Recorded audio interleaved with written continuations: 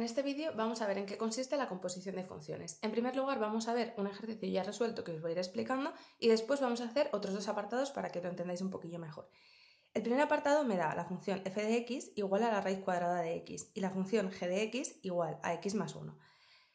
Me pide el primer apartado que haya g compuesta con f. Veis que se escribe f o g de x y se lee g compuesta con f. Cuidado con esto porque a veces nos liamos un poco.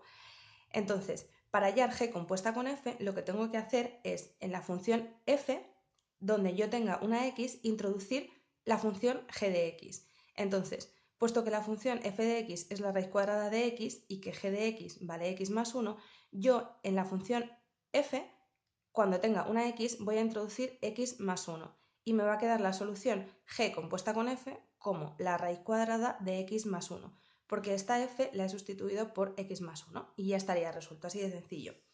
En el segundo apartado tenemos que hallar f compuesta con g.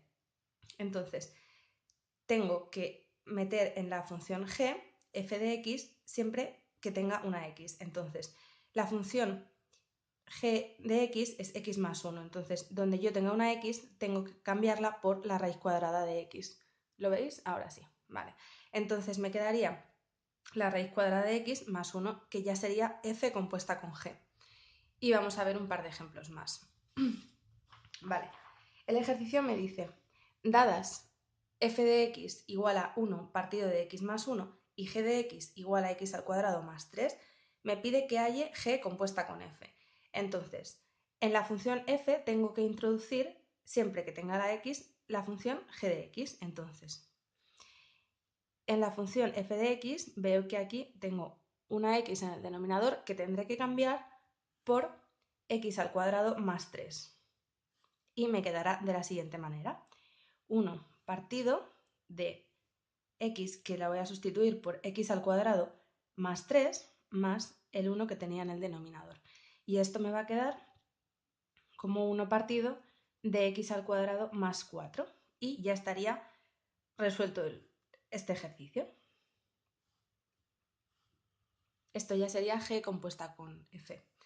El siguiente apartado me dice que halle f compuesta con g. Entonces, tengo que introducir en la función g f de x siempre y cuando tenga una x. Entonces, esto me va a quedar como 1 partido de x más 1 al cuadrado más 3. Porque estoy metiendo f de x en la función g. Entonces, como aquí tengo x al cuadrado, meto esto que es f de x, donde está la x en la función g, y lo elevo al cuadrado.